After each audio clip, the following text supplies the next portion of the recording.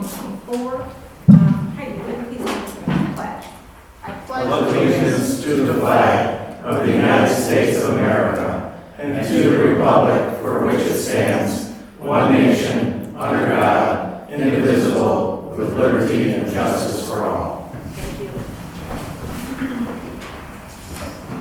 Roll call, please, Tracy. President Coleman? Here. Trustee Michaels? Here. Trustee White? Trustee Lindy? Here. Trustee Heron? Here. Trustee Bonnie? Here. Trustee Thomas? We do have a quorum this evening. Nothing under public hearing. Under appointments and presentations, we have a presentation it's a recommendation by myself to appoint John Koya to the Plan Commission. John put in an application with, I believe it was 7 other people. Earlier in the year, I interviewed everyone that put in an application at that time when there was a vacancy. I appointed Mr. Special. So I wanted to go back. I wanted to go back to the packets that were put in because the interviews were done, and I believe John Koya is a good fit. I also consider the people that are on the commission and the diversity between commissioners. I believe that his professional experience is different than what we have on there today. Also, he lives geographically in an area that I think is not served by the commission today. So it's always nice if you can grab folks from throughout the community to represent the general community at large. So the name in front of you is Mr. John Koya. Any discussion? I disagree. I think John lives in Black Walnut Trails and is, John, Who lives in Mountain Point? it was Edgewater, was the address? Mallard Point, okay. That was not the address. Okay. So you No, still it's disagree Mallard. because he lives in Mountain Point? With Mallard Point, that's good. I thought it was in Edgewater, which was in Winstone. John from JB is there, Tony's not too far, and Larry's not too far. But Mallard Point, that's good. Thank you.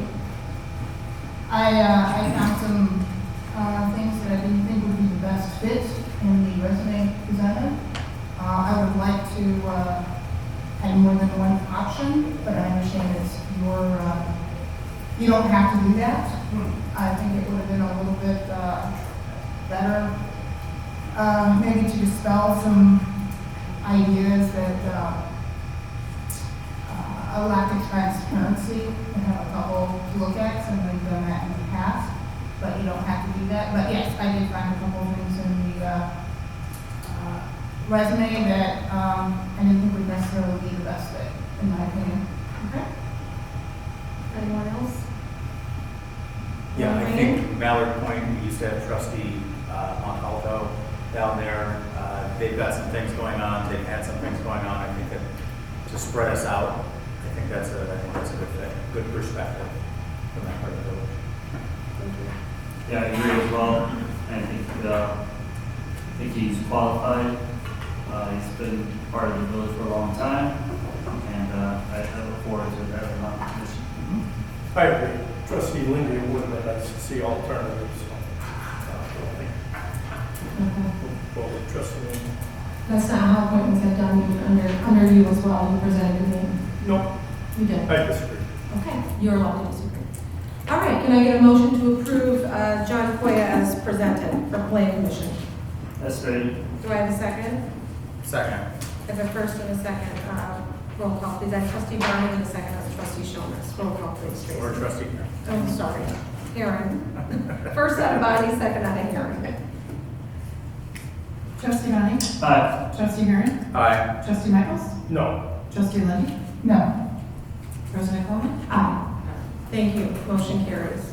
Welcome to the Plan Commission. Thank you. Thank you. Airport report. Tony. No report. Thank you. Public comment on items scheduled for action. This evening, under consent agenda, we have approval of the vouchers. Under general business, we have A resolution approving architectural services, Police Department improvements with Corrigan and Clark and Associates. Item B, an ordinance text amendment for solar alternative installer certificate for plan review. Item C, a resolution authorizing the release of public improvement guarantee for deep coat. Any public comment on those particular items for action this evening? Mike Raver.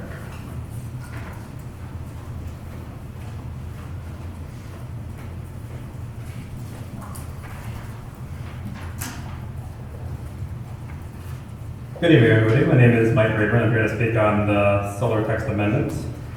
The state of Illinois does not mandate a NAPSAP certification for solar installers. Instead, it recognizes various other credentials that ensure installers meet safety and quality standards.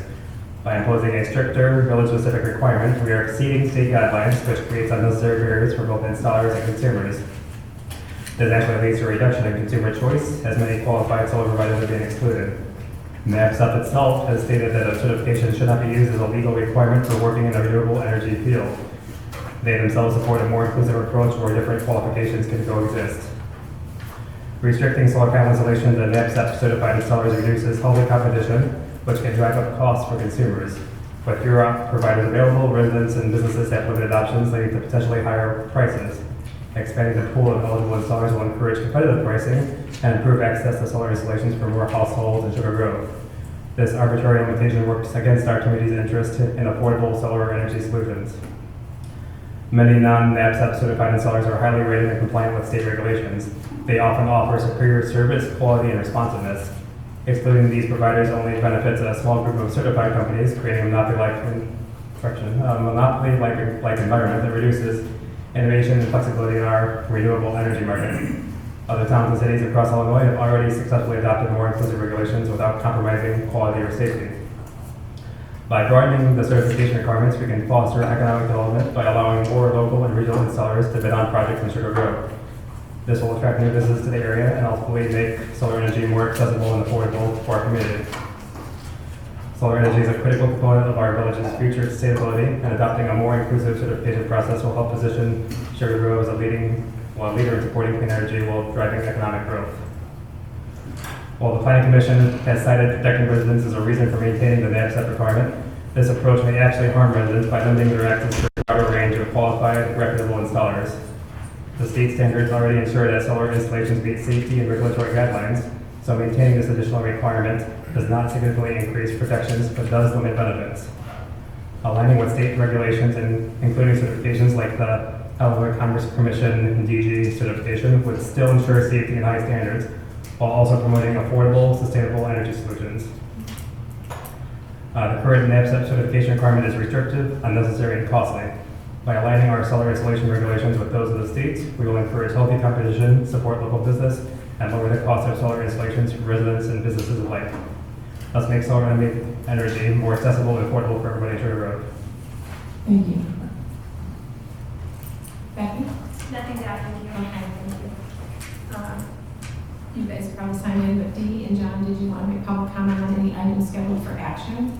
The list of the items that I read off, which are our vouchers, and then the 3 business items, the architectural firm, this text amendment, and the release of public improvement. Okay. I apologize, I don't know if it says Brad. Yep. Do you have a public comment for any of the items for action? No. Okay, thank you. That's my list. Do I have anyone that would like to make a public comment on an action for this evening?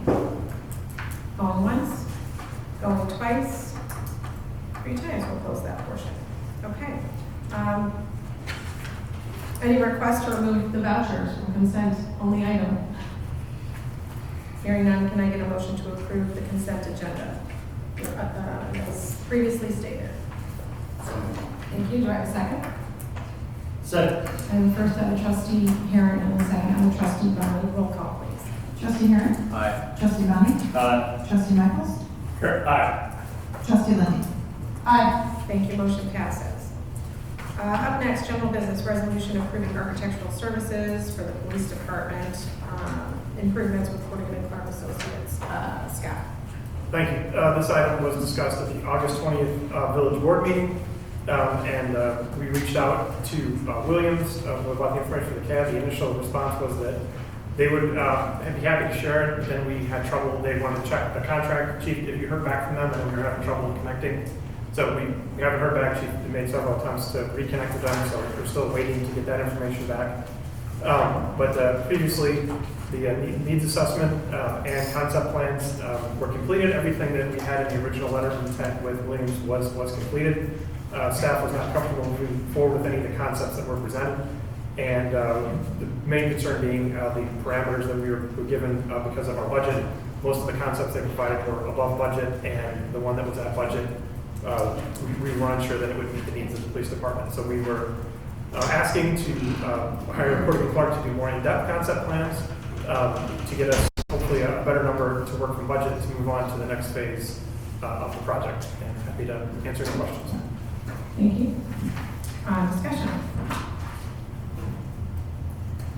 We expect to get a response from Williams for the next meeting, before we vote on this. They gave us permission to share the documents with the protection they provided, and we had no problem with them looking at their work or the cost as well. So they were supposed to send an email. He didn't believe there was anything in the contract that prohibited us from utilizing those documents. So, he was supposed to get back to me, and he still hasn't got back to me. Any other discussion?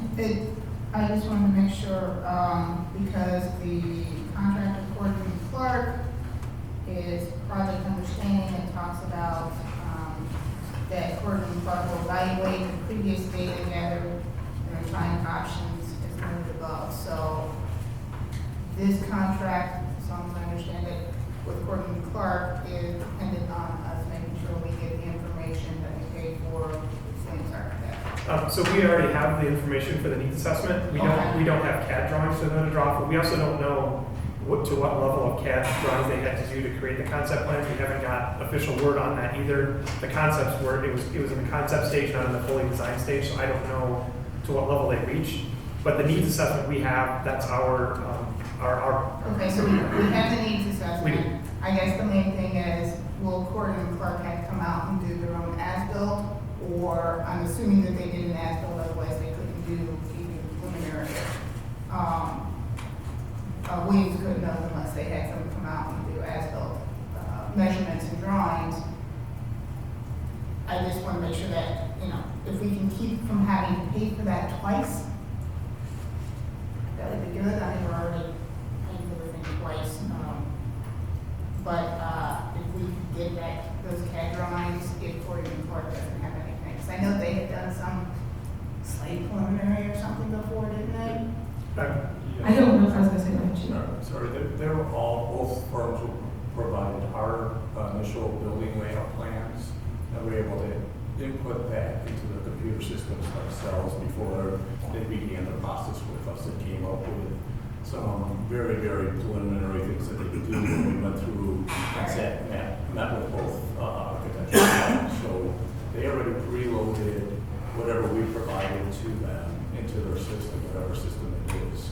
So we did not do measurement. okay, they'll probably need to come in and at least do an assessment. Do we have an assessment of like what the HVAC system and such is? And Correct. So we provided the village plans that were on file that include electrical, HVAC, and then the building layout. Now, the building layout, unfortunately, it had a as-built that he shrunk the police department side of the building, so it was hand-drawn or handwritten in, so they had to go back and manipulate it to include the proper dimensions. right, and they'll probably want to come out and measure it. Yes, Because absolutely. as someone who's done that, what's Yes. actually drawn and what actually is built is a lot of times a little different. Yeah, I would agree.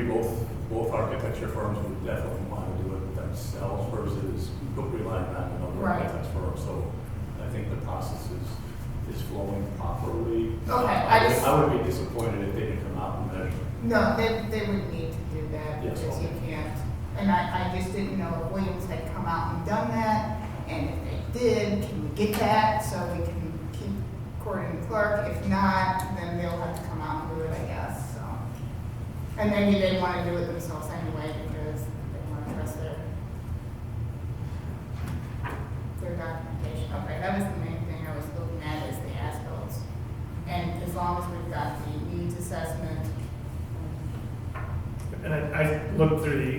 010 contract that we had with Williams, and it doesn't mention either way about the ownership of the documents, and we'll make sure that we get that appropriately added on the future ones that we do, that it's very clear that it's ours.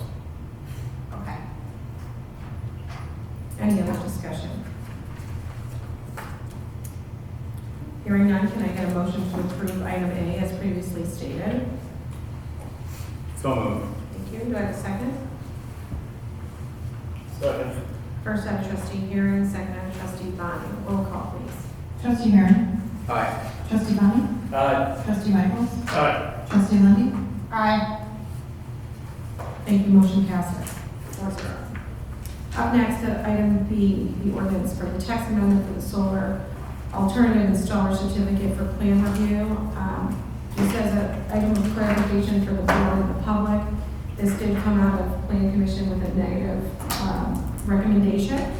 And so for it triggers a supermajority of the body, and in that case, it would require a unanimous vote, including my vote tonight, to pass. So of the people here tonight, so it needs a 5-0 to pass. Dan? The village has proposed a text amendment to the village's zoning ordinance that would provide an alternative certification for solar companies for solar permits. The proposed amendment would add an Illinois Commerce Commission certification as a secondary option. Currently, we only accept the NABCEP PV installation professional certification. The board discussed the proposed amendment at the August 20th board meeting and requested staff to provide the requirements to obtain the ICC certification and the NABCEP certification. I have outlined these requirements in my board report. As President Cronin just stated, I would like to note that a vote by the Planning Commission to recommend the proposed amendment failed, triggering a 3/5 majority vote of the village board. However, for the reasons set forth in the board report, staff continues to recommend that the village board approve the ordinance amending the village code Title 11 zoning regulations to add an alternative certification for solar companies for solar permits that are consistent with the ICC standards. Thanks, Jan. Discussion. I know I had looked up what is required in other states and where the NABCEP certification is considered the gold standard. Many states do not require it as the requirement. I may want somebody who's certified like that for my house, but it's the gold standard, and I think that the state doesn't require it. They do require certification, but they don't necessarily require this one. And so I would be in favor of allowing this, provided we still require insurance, fit insurance for solar installers. Do we require a certificate of insurance for installers? That's part of the contractor registration. Okay. So all solar installers have to be registered with the village before we issue any permits, and that is part of the contractor registration. So I think that provides a lot of,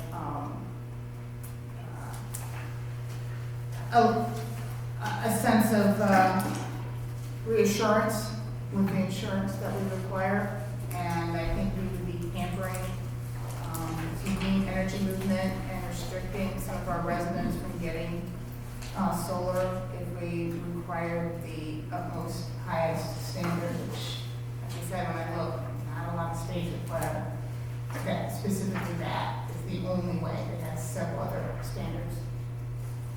Thank you. Any other comments? Just as an added comment, we're not only the states, but there's a lot of towns, villages, cities within our state that don't require the NABCEP stamp. Right. as well. So, And our state doesn't even, No. the standard doesn't require it, so yeah. Any other discussion? Okay. Hearing none, can I get a motion to approve item B as previously stated? That's it. Thank you. Do I have a second? Second. I have a first out of trustee Bonnie and a second out of trustee Michaels. Roll call, please, Tracy. Trustee Bonnie? Aye. Trustee Michaels? Aye. Trustee Lundy? Aye. Trustee Heron? Aye. President Coleman? Aye. Motion passes. Thank you. Up next, item C, a resolution authorizing the release of public improvement guarantee for deep coat. Danny?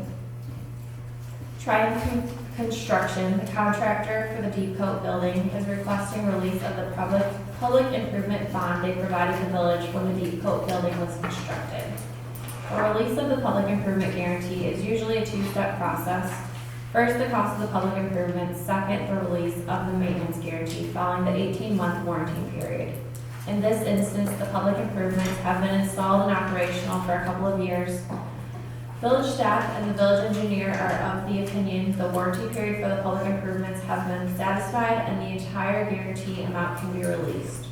The village code requires village board approval to release the entirety of a public improvement guarantee. Staff is recommending the village board approve the resolution authorizing the release of the public improvement guarantee. Thank you, Danny. Any questions? I'll make the motion to release the public improvement guarantee. Thank you. Do I have a second? Second. First on trustee Michael, second on trustee Heron. Roll call, please. Trustee Michaels? Aye. Trustee Heron? Aye. Trustee Downing? Aye. Trustee Lindy? Aye. Thank you. Motion passes 4-0. Public comment for any and all items under discussion this evening. We also have item A, authorizing the PSA for professional design, construction engineering services for West Wheeler road improvements. With EEI. Item B, a resolution transferring fund balances for fiscal year 23-24. Item C, early termination of TIF number 1. Item D, agreement with Sugar Grove Fire District for capital costs from TIF number 2. Item E, a resolution ratifying the purchase of 2 replacement police Chevy Tahoe vehicles. So any and all items, whatever you'd like to discuss with the board, plus those are items we will discuss this evening. So I'll just go back to where I left off. Becky, did you have anything you wanted to add this time? Okay. D, did you have any public comment? John? And then Brad? No. Okay. Any other person that would like to make a public comment at this time?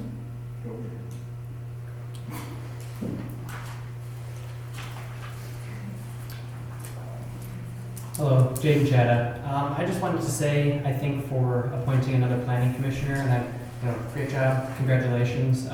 But I think you should have put out an application, at least in the public eye. Like the last time in the FOIA document that Walter said, you put out an application just so it would look like there was a selection process. And then one last comment, if you want to sign a petition against the Crown annexation, we'll be at Jewel set Friday and Saturday. Thank you. Thank you. Any other public comment?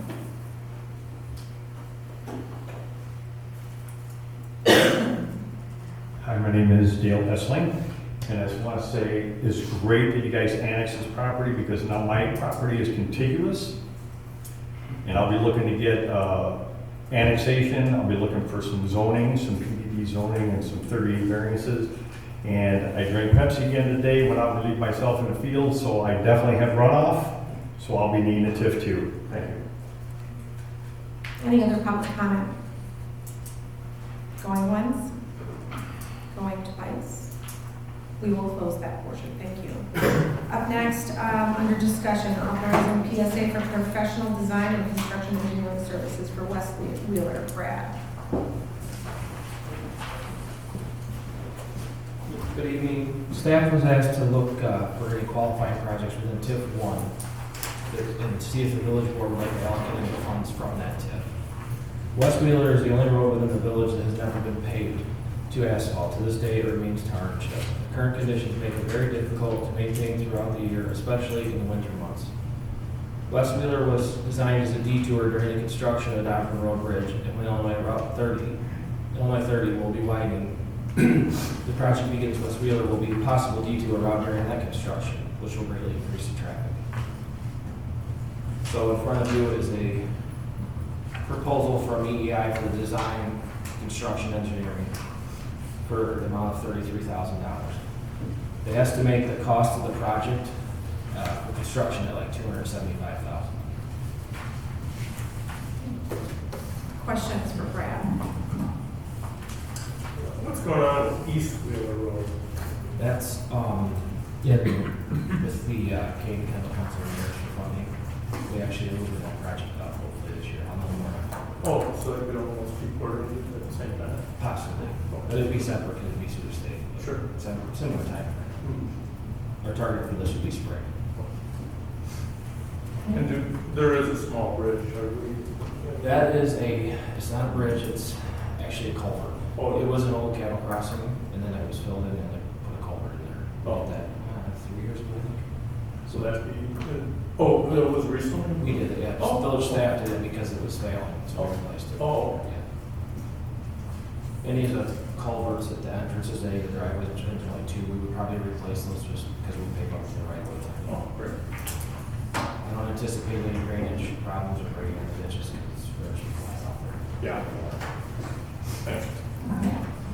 Any other questions for Brad?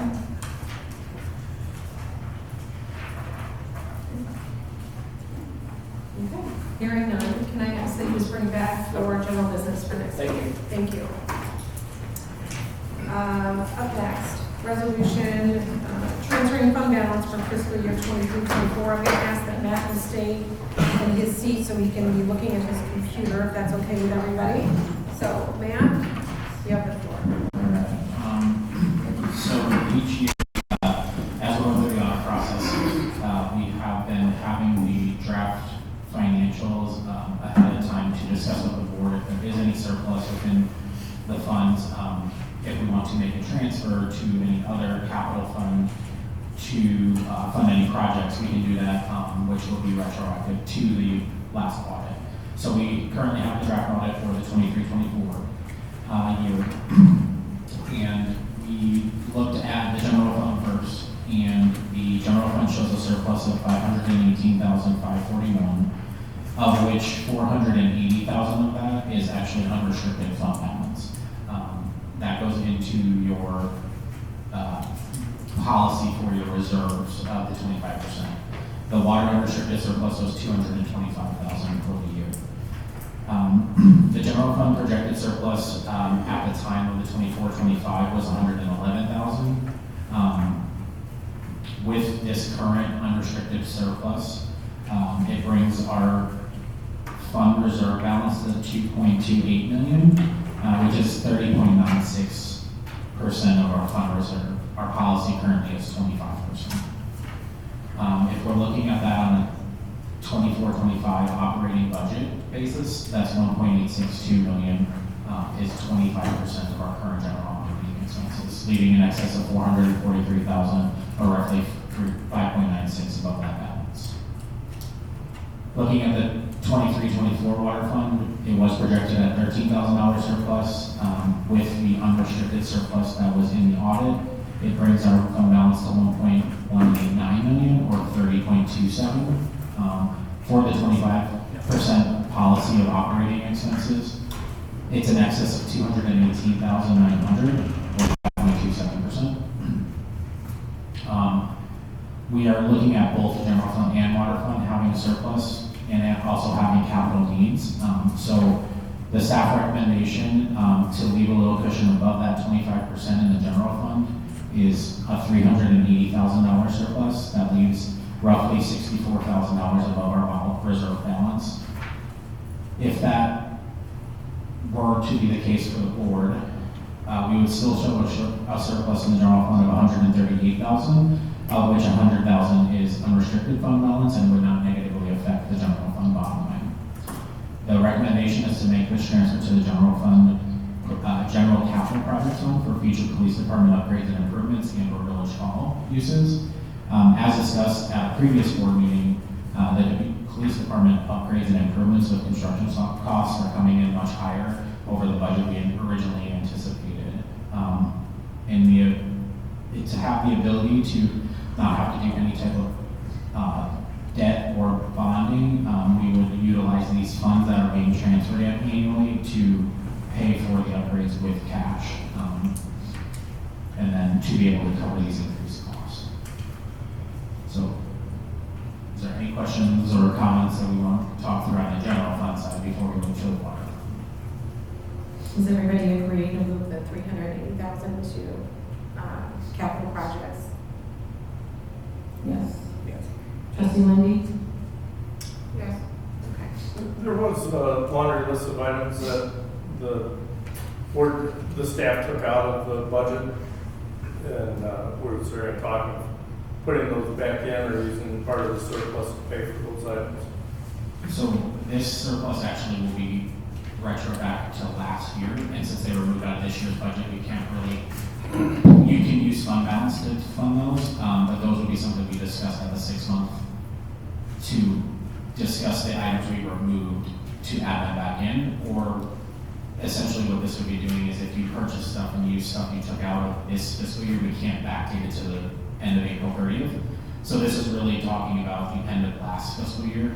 The items removed, if you wanted to, you could add it, but it would affect this year's budget rather than last year's. Are we projected to have enough of a surplus this year to pay for those items, or should we leave extra amount?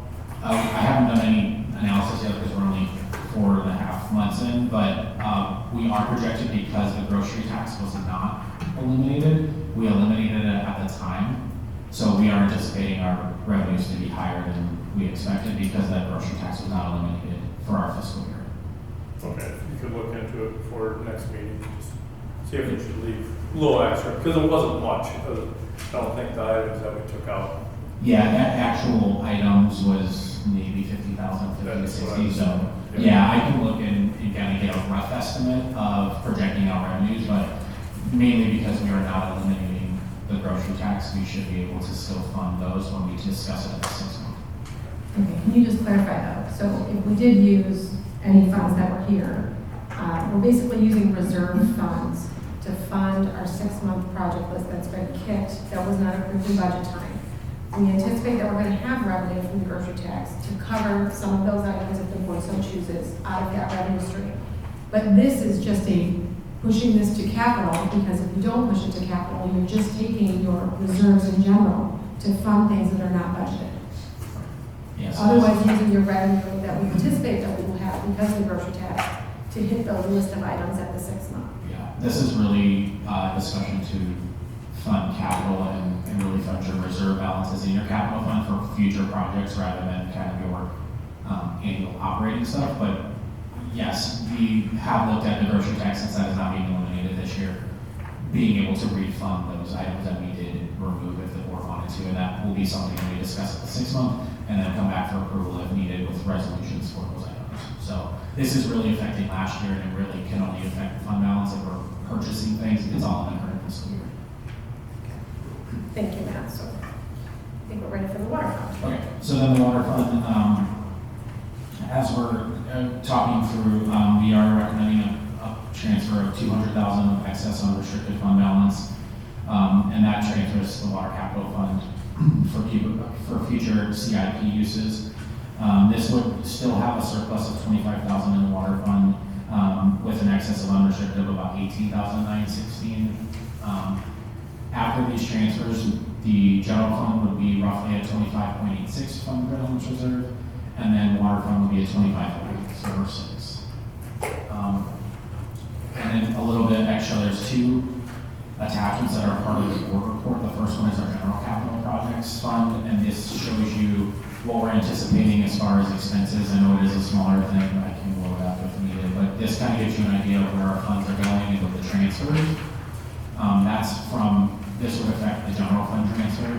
The second item is our water fund, and that is the one that we are showing why we need the transfer over, is because if you see out in the year 2026, we do start to show a negative fund balance due to the projects, mainly the addition of the utility relocation of 47 that we're working on, and then Maple Street water main is a large project. So those two years start to go into a negative, so we're trying to work towards pushing those and not having to potentially have any type of debt service for those in the future, and working with trying to get funding from state feds to do those projects as well. But we are in that current fiscal year 25, so we're not showing it, but depending on those expenses next year, we could potentially be showing that. So that is the recommendation of the $200,000 for the water fund. Thank you, Matt. Does everybody agree to move the $200,000 over the water capital? in anticipation for some large projects in the near future. Yes. Thank you. All right. Consent or general business? Oh, you can bring those to consent. If the trustees that aren't here want to pull it, they can. Okay. Up next, early termination of TIF 1, ma'am. At the July 16th meeting, it was brought up by President Cronin to investigate the potential of closing TIF 1 early. So just a little background, TIF 1 is located on the west side of Sugar Grove. It incorporates a majority of the industrial park west of the airport and some property north on US 30. Those boundaries were amended in January of 2020, along with boundaries of TIF 2. The amended map is attached to there.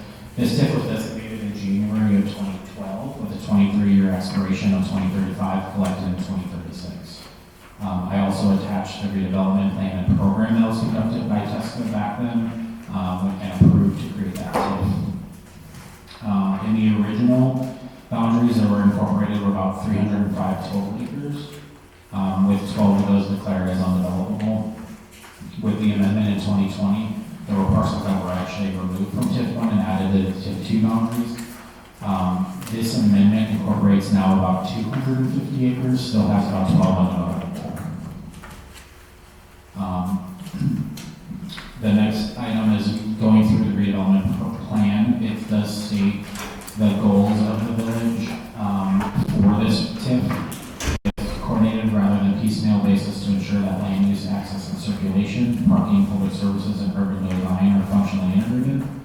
The second is on a reasonable, comprehensive, and integrated basis to ensure that the factors leading to the lack of industrial development are eliminated, and within a reasonable and defined time period so that the project area may contribute productively to the economic vitality of the village. As we go through, so I broke out the kind of projects that have been happening within TIF 1 since creation.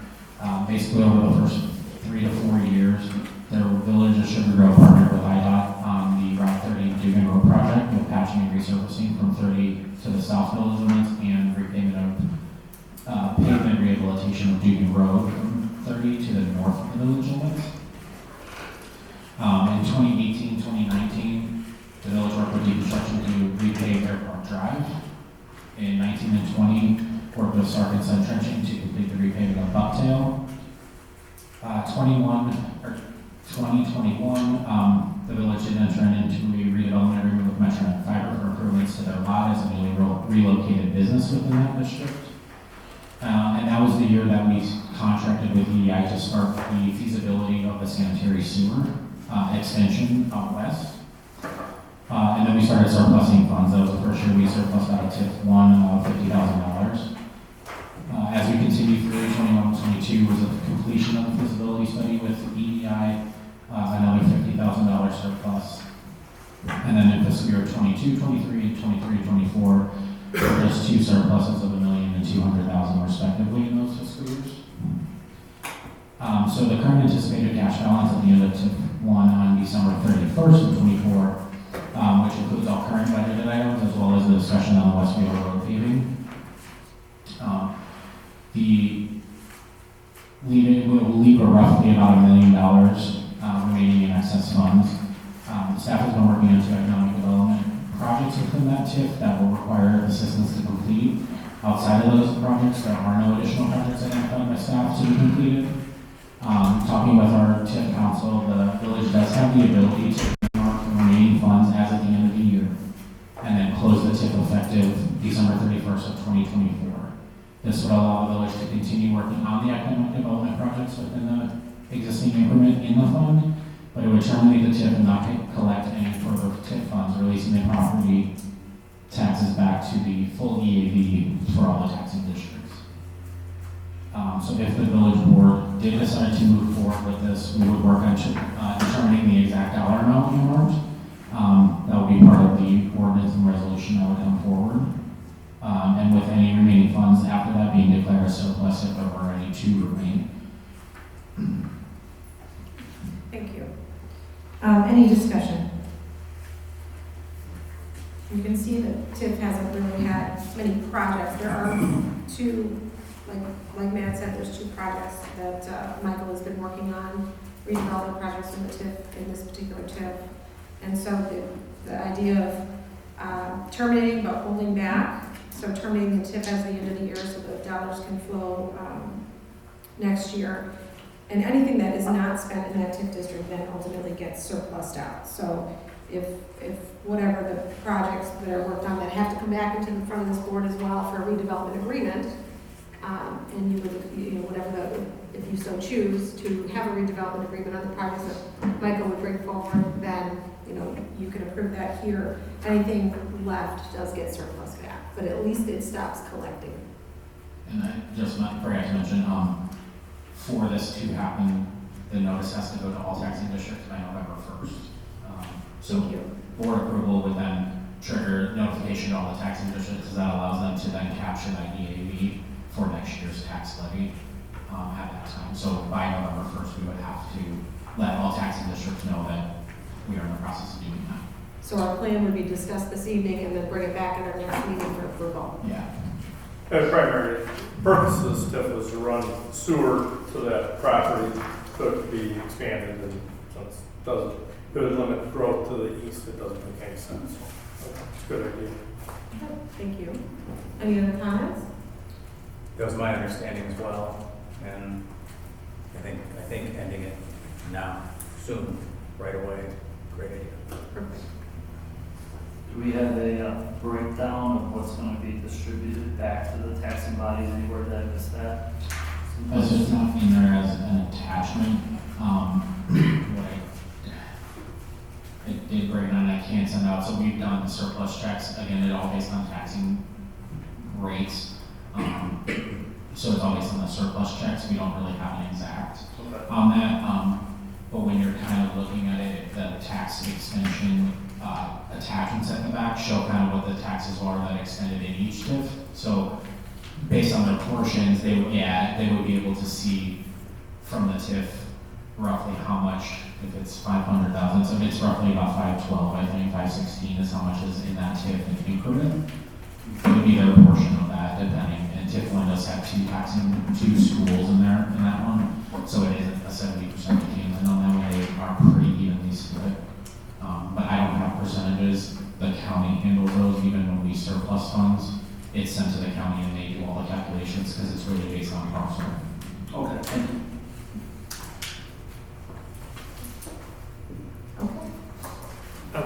If you don't mind, before the completion of discussion on this, there's been some brought up a couple times in public comment and also online addressed a little bit that this TIF is being considered for termination because we have too many square miles of TIF in the village. That is not applicable to the TIFs I did double check with council, that is not applicable to the TIFs in Sugar Grove. There is a square mileage cap on sales tax TIFs, of which we have none. So there is no reason, this termination has nothing to do with the other two TIFs in the village of Sugar Grove. I just wanted to clarify that point. That is not the reason it's being brought forward, and that is not why staff is recommending that it move forward. Thank you for the clarification. Okay, I'll have you bring this back. I have a sneaky suspicion it might want to get discussed. I was going to say probably. Yeah. Thank you. Okay. An agreement with the Sugar Grove Fire District, capital cost for TIF 2. Matt. Okay, so TIF 2 was created in May of 2015. As this TIF was being approved, the Sugar Grove Senior Living Center at 119 West Galena was already under construction at the time. But since that was not complete when the TIF was created, the base was based on vacant land, not the building. We have the Sugar Grove Fire District has expressed their concerns each time we discuss TIF 2, whether it's at a board meeting or JRB, about having this building included in the TIF is hindering them due to the increased call volumes they're receiving. The Sugar Grove Fire District being most affected taxing district regarding this property within the TIF, staff has researched the ability for the village to help the fire district with the purchase of a new ambulance that is a need. The TIF Act does allow for capital expenditures to any taxing district that is created due to the TIF, and that this building was created an additional need for the fire district. Staff has reviewed the request, and the cost of the new ambulance for the fire district is $480,000. $86,000 roughly. That is attached in the back. The TIF 2 fund currently has an estimated ending fund balance for this fiscal year of $771,000. And I have attached to this a chart of the tax bills for that building solely, and it's compared to the Sugar Grove Fire District portion of the tax bill, starting in 2015 when it was created. We did assume an escalation factor of 3% for future years until that TIF ended. Using the chart, if the board were to move forward, staff is recommending contributing towards the new ambulance in the amount not to exceed $217,825, which ties to the chart that shows how much they would receive from that building's tax bill. This does take, considers the surplus amount the village has declared in the previous years, returning the funds back to the taxing districts. Thank you, Matt. Discussion. I think it's a good idea, and if the board wants to go with more to help out the fire district, I'm in favor of helping them out, because it is a big deal. So it'll benefit more than just TIF 1 or TIF 2 or TIF 2. Any other discussion? Are they replacing or adding? Adding. They'll be manning a second ambulance, and so then they would need to have 3 for when one is in maintenance, so they have already ordered the ambulance but have not received it.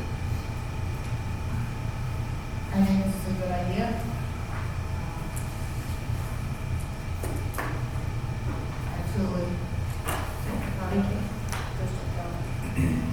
I think that the only thing I want to add is you go back to page 109, which is really what is projected to be their entire holdback from that building.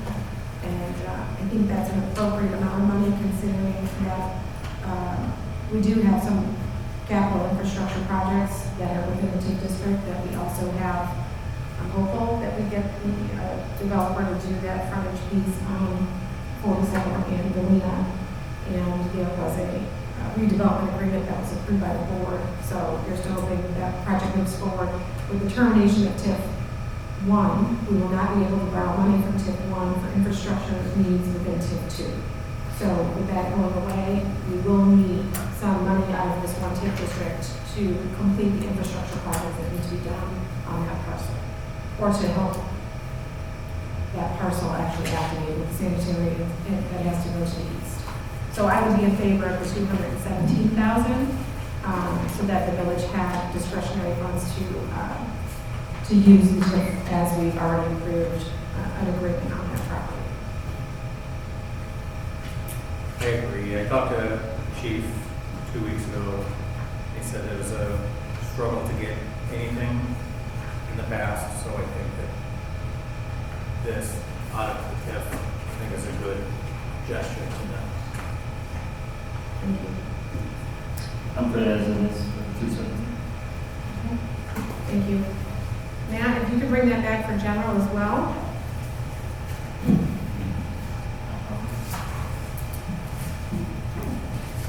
Chief, item E, the resolution for ratifying the purchase of the 2 replacement vehicles.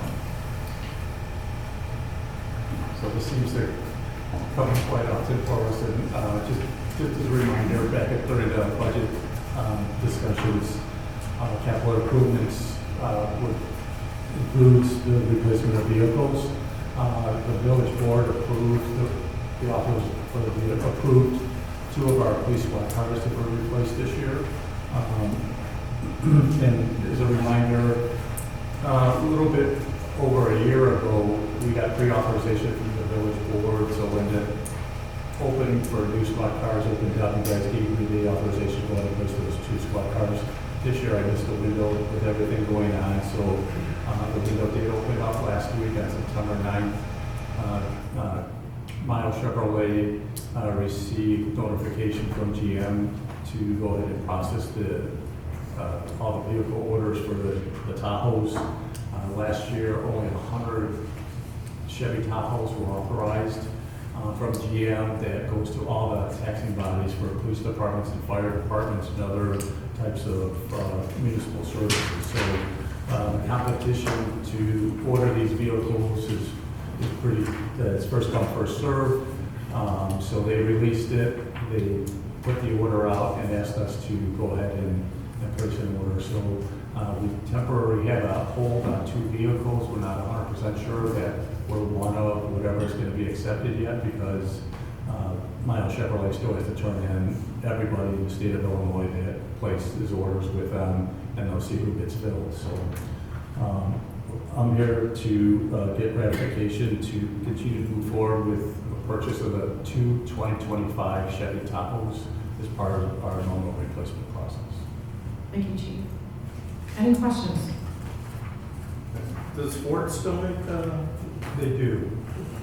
So we had found that the Tahoe's a little bit more roomier for the officers, provide better comfort since they're in the vehicles for longer periods of time. The pricing difference is not that much between the two, and we actually found great savings on our maintenance. Our vehicle maintenance with the Chevy Tahoes has probably less than half of what we're paying on the Ford vehicles. So throughout the state.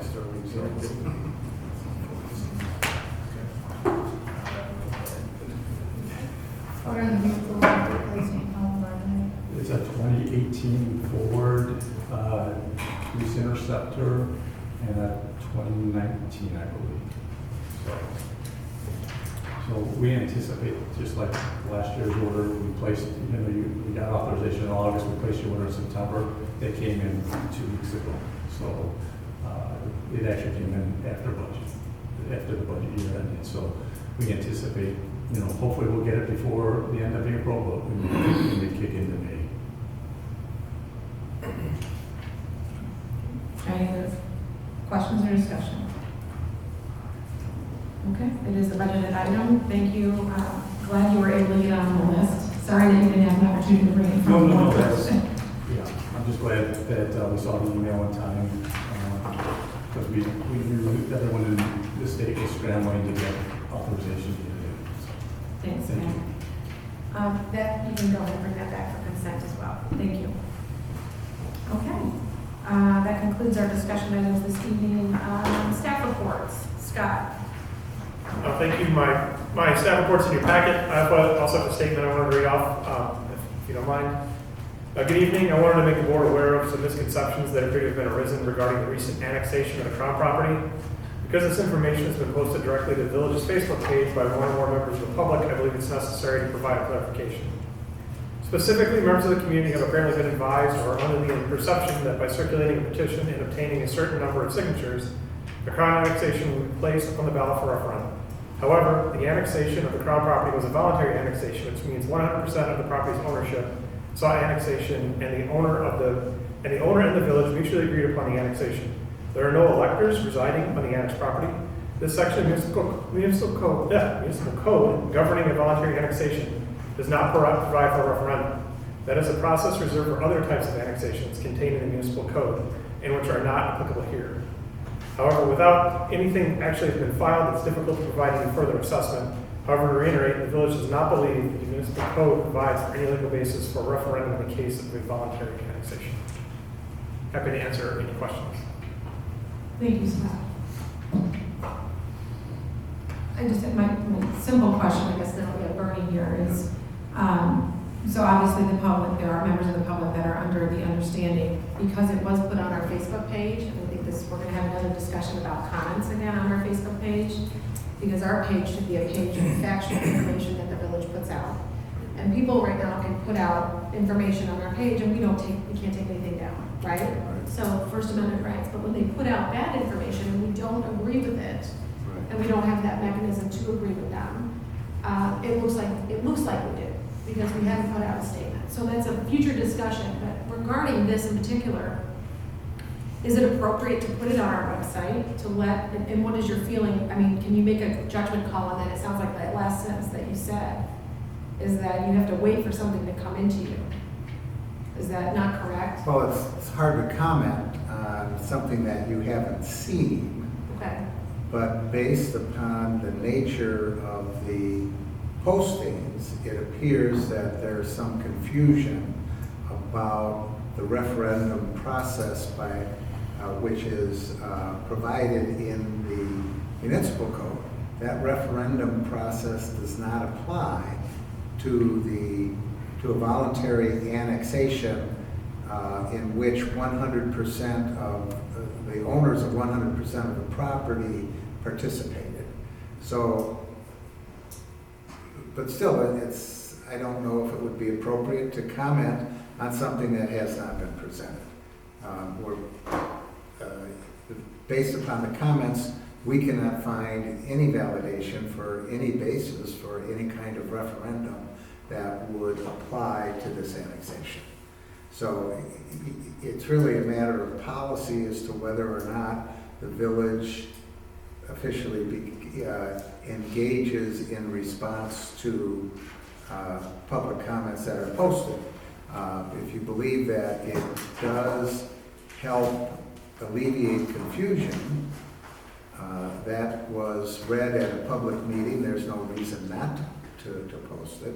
And I believe that it's accurate to the extent that it responds to the nature of the comments that were made on the postings that were made on the public page.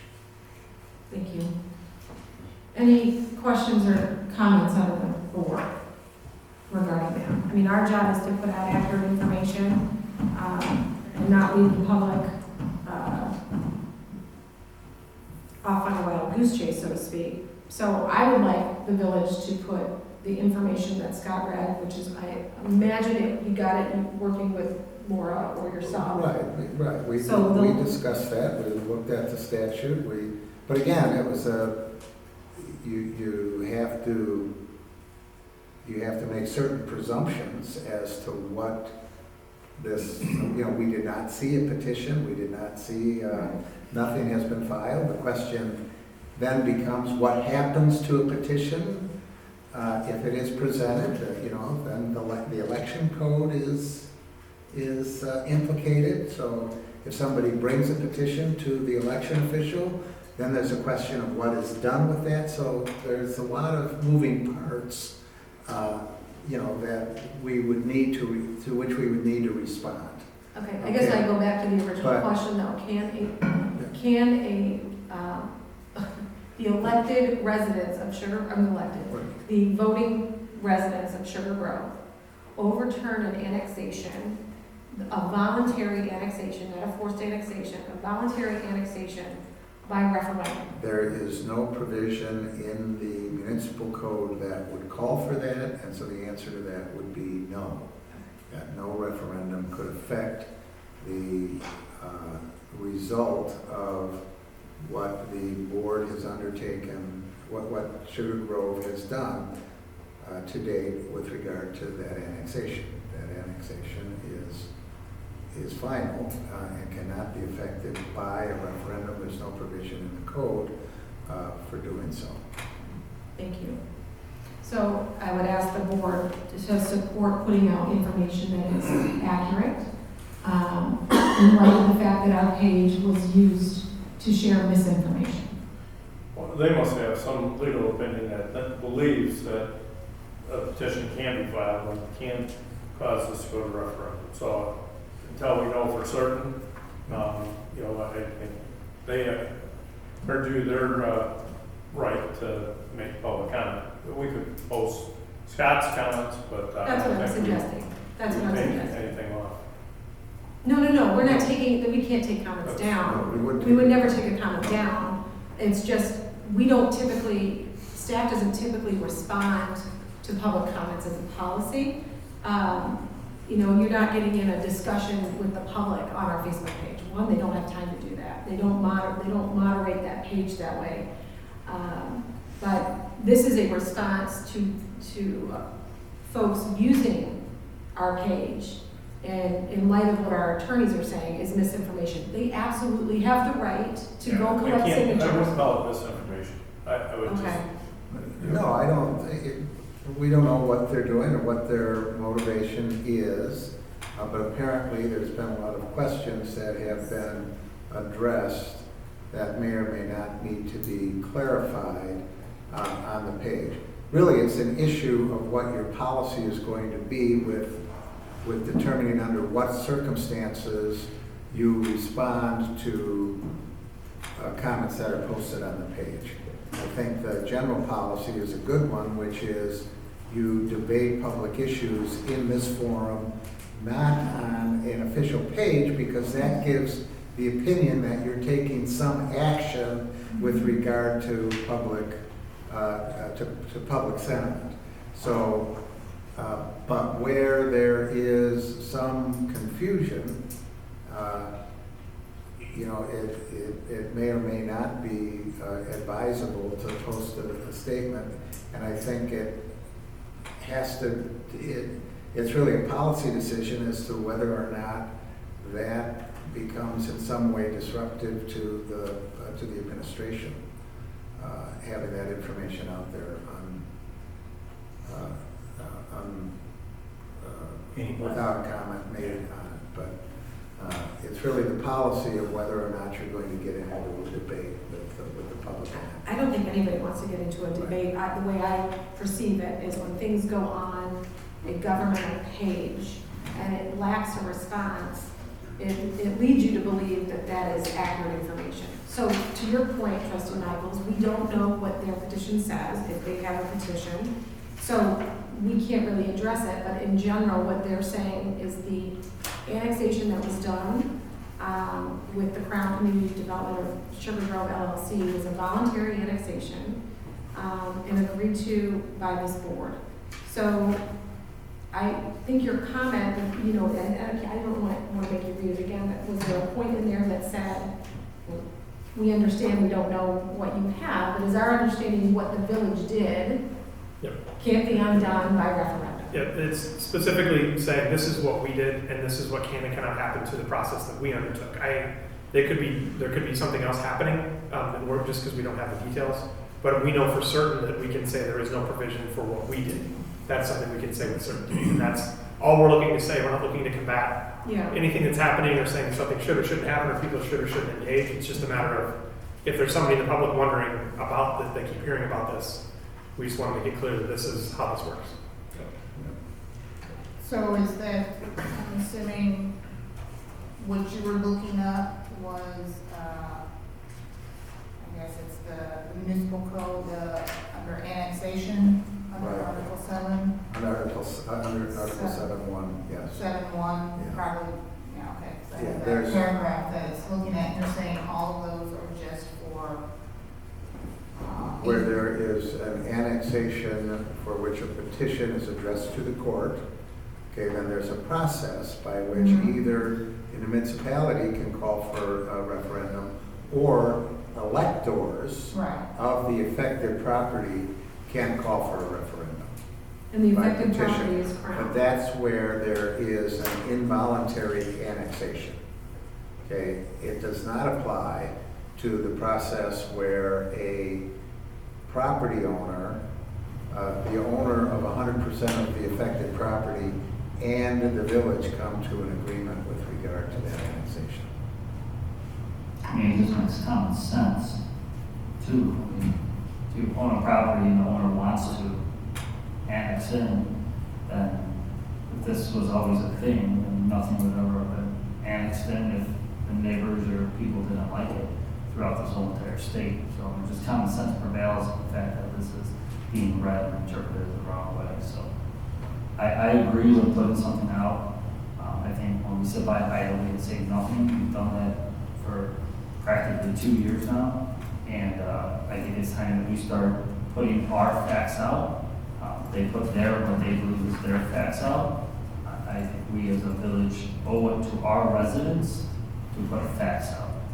So if it's what we believe, we can say this is what we believe, leave some room. But I think sitting idly by and not saying anything anymore needs to stop. I think we owe it to, I know I've been approached several times over the last week by residents with absolute misinformation, and I've had to explain to them facts.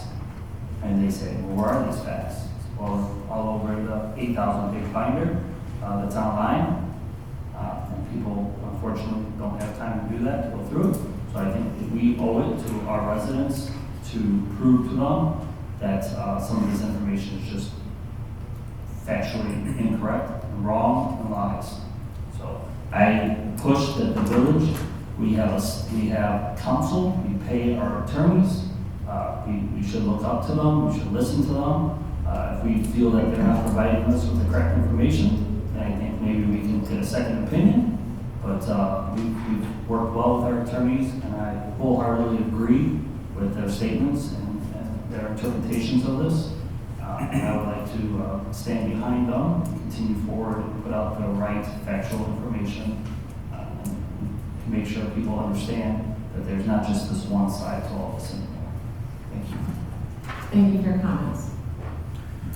I've been dealing with some of the same stuff, having conversations with people, and just the rumor mill, because we have not put any information, any fact-based information out there. One side has controlled the narrative, and there are a lot of residents that are scared, and the stuff that they're scared about is absolutely not happening. The rumor mills of houses being people being displaced because this house was close to the property and they're taking, like, it is out of control because we've had no response. And so if there was fact-based information about what we just approved, what the fueling station, not truck stop, is, like, any of that, I would support that, because it is out of control. Thank you. I would ask, and I would certainly look, Trustee Michaels and Lenny to weigh in on this. There was a benefits page presented a while back, because people in the community wanted to know what the benefits were. So it sounds like what's appropriate at this time is the project has been approved. There's factual data in the project that has been approved. If we can allow staff to put a document together circulated through you, you'll be able to see it. So it's the facts of the project. It doesn't have a way one or the other, but it says truck stop. We keep hearing it. You know, if you keep saying something over and over again, people believe it to be true. We have done everything to take a truck stop out of this community, which means a gas station that does have 24 maximum pumps, all in the front of a gas station, no showers, no lounge, no mechanics bay, no overnight parking. Everything that was done through the process eliminated certain gas stations that are truck stops. We took that out, but that narrative is still getting shared with members of this board, that you constantly have to say that's not true. And to your point, Trustee Bonnie, is they're not reading that document. And just like anything that people gravitate to on social media, you listen to the ones that are talking. And our job is not to go and have a combative back and forth on social media. And I'm not encouraging that in any way. But I am encouraging a way for the residents of this community to find factual information that their municipality has put out. So I don't know what your thoughts are on that. I'm opposed to it because I think we need to include the fact that Crown was supposed to contribute 34 acres of land cash. They only contributed 10, and they did not compensate the village. That there's a number of density items given up. A lot of other things that they really did not contribute to. I think those should be included. Right. I'm Those are not facts. saying, those are Yeah. facts. I'm not saying that this is a one-sided, pie in the sky. I think that we present the facts as to what was in front of what those documents were, and concessions that were made. And those are I think it's concessions. too numerous. That's why they have the documents are out there. So. I think the problem with some of that is, as far as the pro, a lot of that is speculation on what they will be able to develop. I mean, you're not saying we're definitely going to have all this commercial along here, because they don't know. There's a lot of cons, there's a lot of pros. Who's going to make those decisions on how that comes out? Well, I think when it comes to zoning, the zoning is the zoning, and there's a use table and summarizing what that is. I mean, I'm still hearing from residents that they can flex the residential to industrial space, which is clearly not the case. That's not what was approved. So there's some very big items that are misconceptions in the public. And so when you talk about just what was approved as far as zoning, yes, we clearly had difference of opinion on this, which, is how the body works. And I'm not suggesting that you put it out as pie in the sky, perfect case scenario, because we don't know that that's how it's gonna come to fruition, but we do know certain things. We do know what this board approved. We do know what their zoning rights are. We do know what the setbacks are. We do know enough to provide a factual sheet that can get approved by this body, whether you want to put it out or not. I just want direction on whether we want staff to do that. I'm opposed to it. We're never gonna approve 8 million square feet, but the story from 4 years ago was the village board was gonna approve that 8 million square feet. And we said that we were not, but opponents kept voicing that story and it got out there and it was never corrected. So I'm opposed to this board putting that information. Which is fair. I would also say that 7 months prior to their application, the board at that time changed the comprehensive land use plan in April of 2018, took out commercial corridor, took out residential, and it all went industrial. So I guess my point is if the board approved a comp plan that had all of it go to industrial and then an application comes in for all industrial, one could surmise that why would the board change it to all industrial and eliminate residential and commercial, which is what You can't happened. surmise anything because it was the plan, the details of the plan that were. We don't need to go back to Well, that. this is a whole new board, a whole new way forward. This is totally different. So just because something wasn't done in the past, shouldn't mean we're not doing it now. That is the problem with Sugar Grove. That has been the problem with Sugar Grove in the past, and we're not going to repeat that. We need to look forward. We need to change the way that we've been doing things, and we need to look as a forward progress here. So the things, just because we didn't do it in the past, means that we don't do it now. I don't think that's a valid excuse. I respect your decision. I respect your opinion on this. But I think saying the fact that we just didn't do it before, years ago, we never answered the public, we shouldn't do it now, that just makes no sense to me. This is a totally different time, different residents, different area, different board, different plan. I mean, this is totally different. And as we stand by here and sit here and let that information get put out that is factually incorrect, that is an information that is hurting the village itself and the residents in this village by not putting out some of the information that is correct. I'm not saying, Madam President, same thing. We're not saying that this is what we're putting on as this is the best thing, whatever. But there are factual information that is being put out. I'm sorry, that there is information being out that is factually incorrect. We have it in the document. It's in the document. The document has passed. It's in there. That's what stands. That information needs to get put out. All it is a summary of that information, the however many pages that was that we all went through multiple times.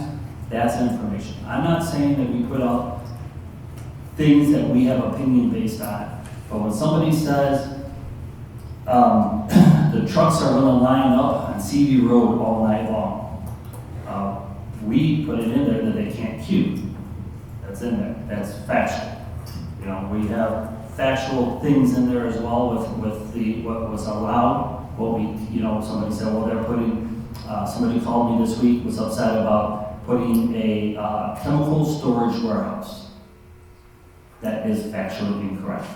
So this information needs to be put out there. That's what I'm referring to. So I think we need to, as a board, as a village, we need to honestly move forward. And just because we do things in the past, that is not a valid excuse. But I do hear what you're saying, but we didn't even get from staff that there was a deficiency in the land cash. So, yeah, so I'm skeptical that staff can put an impartial document together. I'm sorry that we feel that way about staff, actually. I disagree with you. It was I think not our staff is some of the request. best staff that we have, and what they've gone through and looked at and given to us and prepared for us. I mean, I had a request twice that we get the land cash contributions.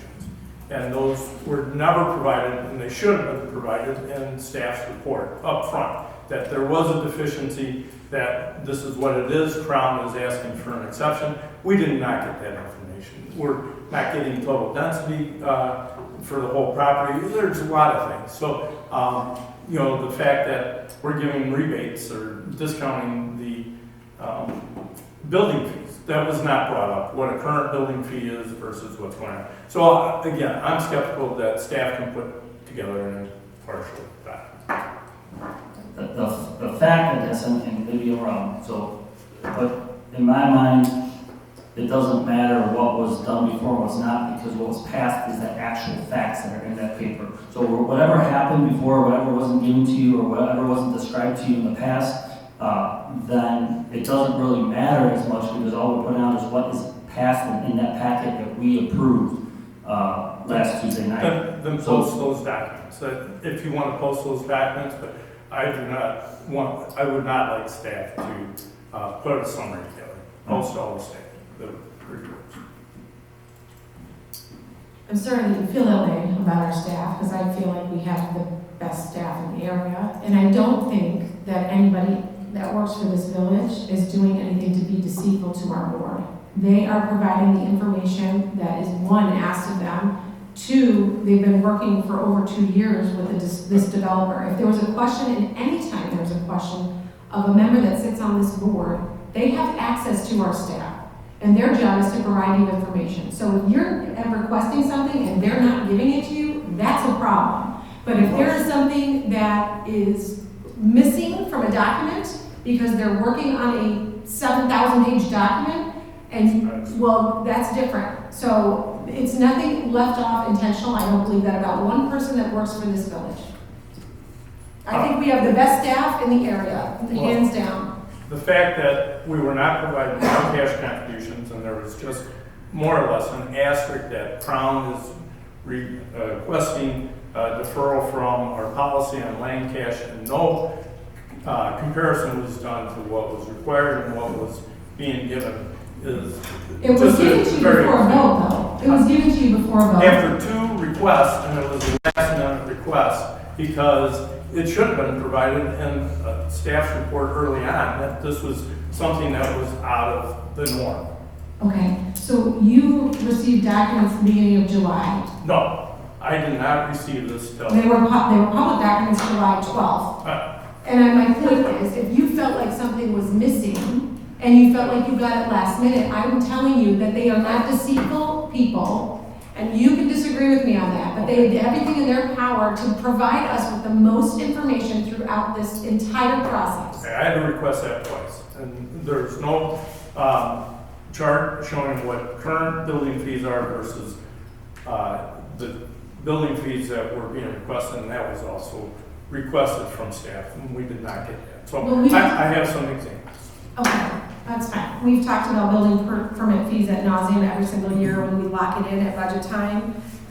So everybody that is on this board should know that our, off the top of your head, you can read off $17,850 is our building permit fee. If you see a document that has a different permit fee on it, you should know that, because we approve it every single year at budget. Right, and that's what I'm bringing up, is that the public did not know what our current building fee, and then we're providing Crown a significant discount. And there is no chart to show what that discount was. We're missing 2 trustees as well. I really would like to hear that. Yeah, that's fine. I'm not gonna ask staff to do anything. They've spent enough hours on this, but I want to just get to a place of, we agree. Trustee Michaels, you did agree to this document, his statement on there that is from our attorney, that basically says, in our opinion, knowing the annexation that we did, this is this document. So I want staff to be able to put that out at least for clarification purposes. Also with a disclaimer that you don't know what they're circulating, right? You don't know what's being circulated. I'm 100% okay with that. Okay. Okay, Trustee Michaels agreed with that. Trustee Lindy?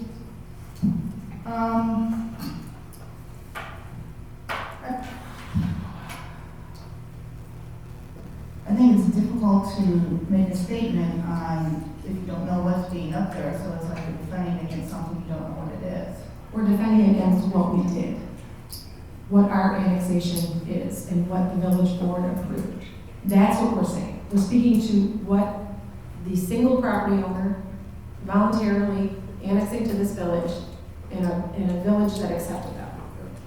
If I might clarify, the statement that was read was in response to information that has been posted. And that information was that a petition is being circulated that could create a referendum that would affect the decision that was made by the board last week. That statement, which has created the impression that something can be done to overturn this board's decision by referendum, is completely untrue. So that's what this statement addresses. We don't know what their petition says, but to the extent that a statement has been made that such a petition could have that effect was untrue, okay, or is inaccurate. So that is addressing the statement, but we also have to indicate that we do not know what the content of that petition is.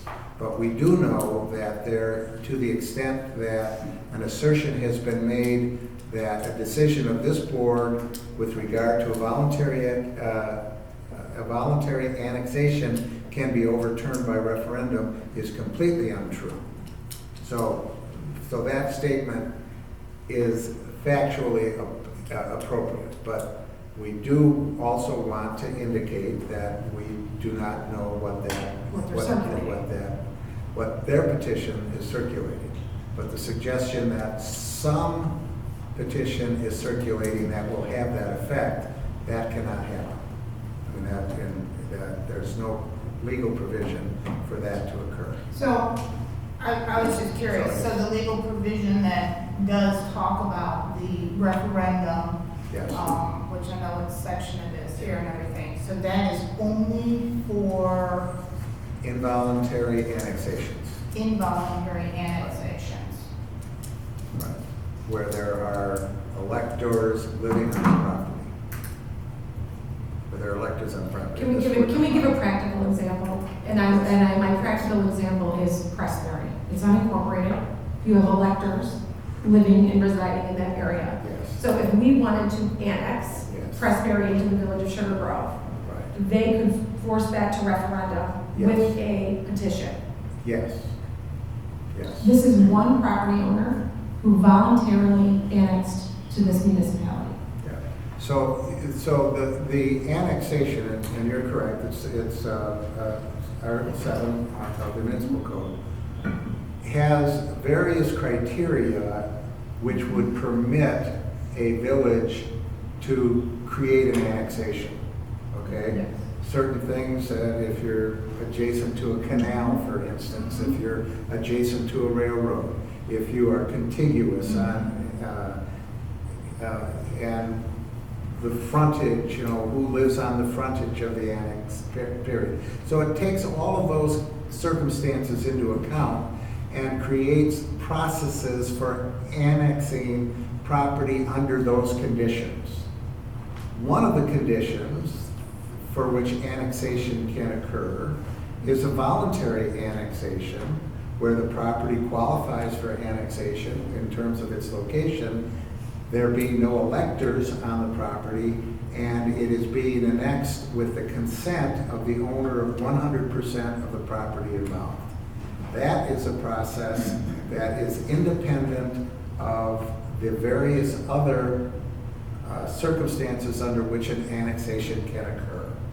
So with regard to the voluntary annexation has no potential to be upset by a referendum. Okay. So I'd like to move on from that, but it sounds like that's an appropriate statement to put out. Just with an automatic disclaimer at the bottom says we don't know what they're circulating, but basically what our annexation did cannot be undone by referendum. Any questions for staff, or Scott, sorry? Any additional questions? Thank you, that was a good discussion to have here. Matt? Just wanted to address a couple of things on my electrical aggregation for residential on here. We have gone out every year since we discontinued it in October of 2020. Third party cannot get a better rate contribution through MC Squared with Green Energy. The contribution for that did actually go up a little bit back again this year. So it went from 600, which is our current contract, to 833 a month. That's for 1 year, starting in December. So they will go out every year for us to try to get it. They are anticipating, and it has been announced, ComEd is raising their rates in June or July of next year. So we only did a 1 year contract under this, hoping that when they go back out in the fall for us next year, it is finally better than ComEd, but we don't know. This contract we have follows the ComEd rate, so there's no change to anybody's rates unless they have their own third party. So letters will be going out if people are being renewed or if they're new into the program, letting them know if they do have a third party currently, they're going to get a letter that says you have a third party, that this doesn't affect you.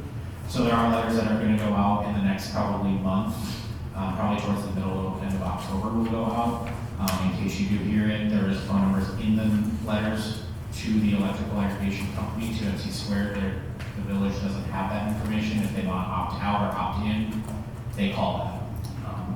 But just giving you kind of an update on that for us is we haven't been able to beat the ComEd rate still.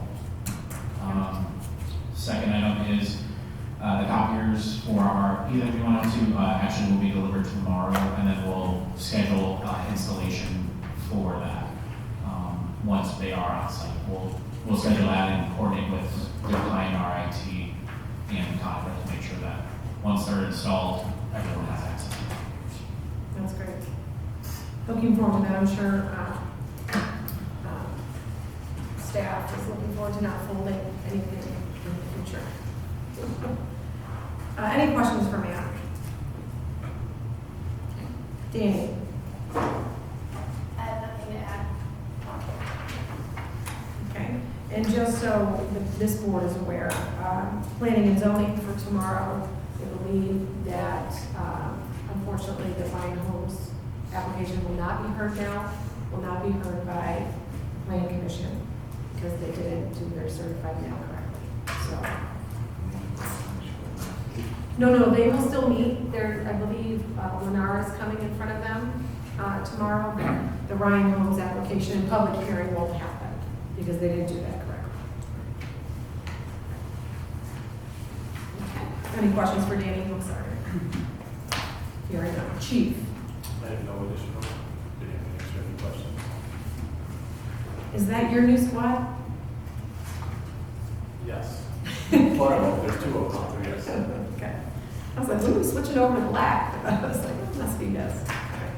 Good. Hopefully you get it outfitted this year. Yes. Thanks, Pat. Brad? I think that Any questions for Brad? Well, you made mention that the solar panels are going in on Harbor. yes. How's that coming along? It's coming along well. They're to the point now where they're waiting on ComEd to do the shut off so they can make their connection. So the panels are all installed. All the underground work is done. It's just, I guess, the connection, and then they'll come out with the fence. So, Think we can switch over to October? I think they're having trouble with the data on ComEd. I'm sure for this disconnection, the storm and stuff, for sure. Probably still behind now. So. Any additional questions for Brad? Pedestrian bridge, we're gonna still make our date as far as, Yes, because the project's been awarded, so we're good. so we're good, all right. Excited. Some of the submittals are coming in slowly, so we're working through it. And they were behind. They pushed us back on bridge construction, I believe, right? That's a 9-month lead time for the bridge itself. So we did get the submittal on the actual structure, and we went through the paint, coating stuff, all that stuff with the park district, so we're moving along. Thank you. Thank you, Brad. Michael? Just two items. Last Tuesday, the village exhibited at the International Council of Shopping Center Show in Chicago. We thought it went very well. The process of follow-up to companies that we and organizations that we met with at the show, and I thought it was very worthwhile. Secondly, as you may know, I represent the village on the Aurora Area Convention and Visitors Bureau Board. Just a few items. About 6 months ago, the city of Geneva joined our organization. So they're now part of the Aurora CVB board, CVB, and they will have a board member. And we just got a message that Elmer is now going to join the Aurora Area CVB. So the organization is growing, more revenue is coming in. They are beginning a multi-year strategic planning process, and I've been asked to serve on that committee, the task force that oversees strategic plan. And I just want you to know that Sugar Grove is being well represented on the board. And as they continue to grow as an organization, hopefully we have a hotel one day, we'll be even more important part of the team. So I wanted to make that. That's all I have. Thank you. This is really a both Danny and Michael question, but to Starbucks, have we issued a permit? Not yet. We are working through our review of their terms. Okay. Thank you. But their application is in. Their application is Okay. Thank you. Any questions for Michael? Hearing none. We'll move on to trustee reports. Trustee Michaels. No. Trustee Wendy. Well, the library board meeting is tonight, so I'm missing that. I'm sorry. Do they normally do it on this? No, it's normally on Wednesday. I believe they had it tonight. Okay. Thank you. Trustee Harris. Nothing to report. Thank you. Trustee Bonnie. No. Okay. President's report. First of all, we do have I don't even know, I'm going to ask Tracy this question. Wednesday next week, the 25th, is our COG Metro West Council of Government golf event at Top Golf. I know many of us have gone in the past. I don't know if you haven't RSVP'd, did they RSVP? I don't know if that's still open. Yes, there is. That's closed. Yeah, It's closed. okay. But we're all good. We're all good. Okay, thank you. And then also I was notified last week by Crown Community Development that they did sign a letter of intent on all the industrial space on the north side of Patrol with a data center developer. So letter of intent is just that, but they can't fall apart. The property has been zoned, so there are approvals for land use set in place, but their intention has always been, I believe, to go that way, hearing the concerns of the community regarding truck traffic specifically. We wanted them to go that way for a multitude of reasons. I can't speak for the entire board. I can speak for myself. I wanted them to go that way because it produces utility tax, which is beneficial to this village, and it produces high-paying property tax, which is beneficial to all taxing bodies. It could fall apart, I don't know, but at the moment, they have told me that I can say that publicly, that all the industrial space on the north side of the tollway has a letter of intent to go to a data center developer. And the end result of that, if that does come to fruition, would be that there is very little truck traffic produced on the property in Sugar Grove. Any residual truck traffic you're going to see in this community is because we live on a state highway. But it's not necessarily going to be coming from this general area. So I just wanted to let the community at large know that, and certainly this board. That's all I have. I hope everybody has a good night. Thank you all for your participation in the long meetings that we've had this summer. So can I get a motion to adjourn? So. Thank you. Do I have a second? Second. First by trustee Heron, second by trustee Bonnie. Roll call, please, Tracy. Trustee Heron. Aye. Trustee Bonnie. Aye. Trustee Michaels. Aye. Trustee Wendy. Aye. Thank you. Meeting is adjourned.